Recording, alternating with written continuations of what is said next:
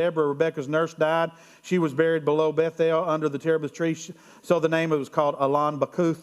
Then God appeared to Jacob again when he came from Padan Aram and blessed him. And God said to him, "Your name is Jacob. Your name shall not be called Jacob anymore, but Israel shall be your name." So he called his name Israel. Also God said to him, "I am God Almighty. Be fruitful and multiply. A nation and a company of nations shall proceed from you, and kings shall come from your body. The land which I gave Abraham and Isaac I give to you, and to your descendants after you I gave this land." Then God went up from him to the place where he had talked with him. So Jacob set up a pillar in the place where God talked with him, a pillar of stone, and he poured out a drink offering on it, and he poured oil on it. And Jacob called the name of the place where God spoke with him Bethel. So they understand sacrifice. They understand communion. They understand, these guys, that God's after a relationship with them, and God changes his name. And basically what you need to understand when God changed his name from Jacob to Israel is that Israel means God governed.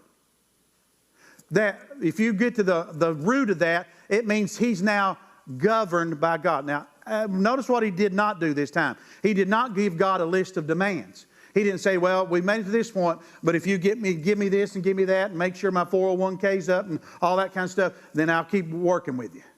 No demands for God this time.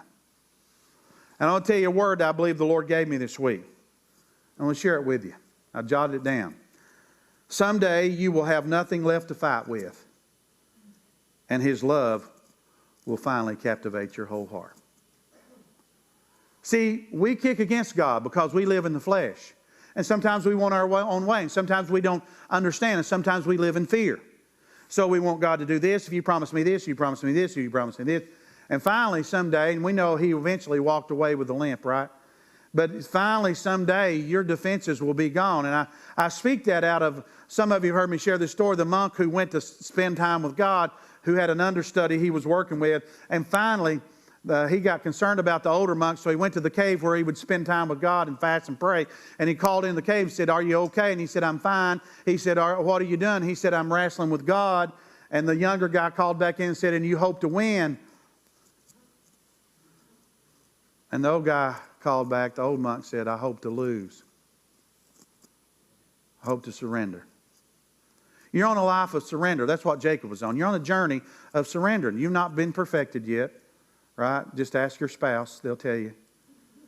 You've not been perfected yet, but you're on a journey.